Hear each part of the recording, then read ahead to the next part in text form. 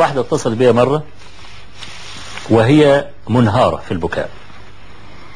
قلت لها يا بنتي بس انا مش فاهم منك حاجة، ممكن تهدي الاول وبعدين تتصل بيا؟ قالت لي انا بقى لي 4 شهور اتصل بيك، فانا يعني مش هفوت الفرصة ولا هسيب التليفون. قلت لها طب خلاص بطل عياط عشان افهم الايه القصة يعني. قعدت تشتكي طبعا من زوجها بقى وفظ وغليظ ومش عارف ايه، وبعدين قالت لي مع ان انا والله يا عم الشيخ بسكوتة. قلت لها بسكوتة يعني ايه، بتتكسر بسرعة يعني ولا ايه بسكوتة؟ قالت لي لا يعني رومانسية، انا رومانسية بحب كلام الرومانسي. قلت لها والله يا بنتي منك نستفيد، انا اول مرة اعرف ان بسكوتة معناها رومانسية. طب يعني الراجل بيعمل ايه؟ قال بيعمل كذا وخلي كذا. قلت لها يا بنتي المفترض ان الست الذكية في من اول يوم زواج تفتش عن مفاتيح زوجها، الراجل ده بيحب ايه وبيكره ايه، لازم. ودي وصية لكل بنت بتستقبل حياتها، لازم اول حاجة تعتني بيها، لا مطبخ ولا سجاد ولا الكلام ده، الراجل اللي هتعيش معاه مفاتيحه ايه عشان اعرف اتعامل معاه. هو داخل كده زي المتروليوز كده انا اوديه كده، ليه يدخل كده؟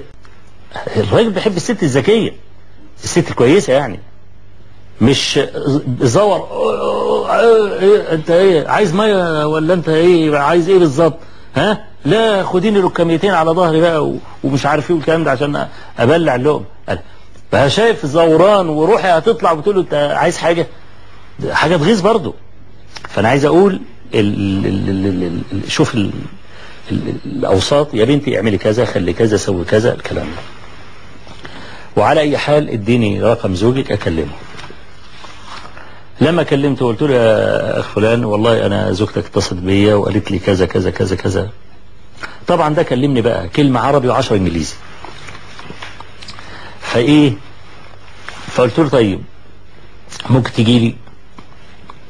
فجالي. لقيت القصة ما ينفعش فيها تليفون. جالي قاعد يكلمني بقى وبتعمل فيا وتخلي فيا ومش عارف ايه الكلام ده. قلت له يا اخي دي مراتك يا اخي بسكوتة يا اخي رومانسية، ليه ما تسمعهاش؟ انا بقى خلاص فهمت بقى، الست علمتني بسكوتة يعني رومانسية، خلاص بقى ثقافة بقى بدعي بقى فالمفترض انك تتعاملها يعني برقة ومش عارف. قال لي والله يا مولانا ومالك عليا يمين انا معاها فيري فاين، ويعمل لي كده فيري فاين. قلت له يا اخي اتق الله، اتق الله، والست دي انت واخدها ومش عارف ايه الكلام ده وفيري فاين ويعمل لي كده مش عارف ايه. انا الواحد شاف في حياته حاجات الله المستعان.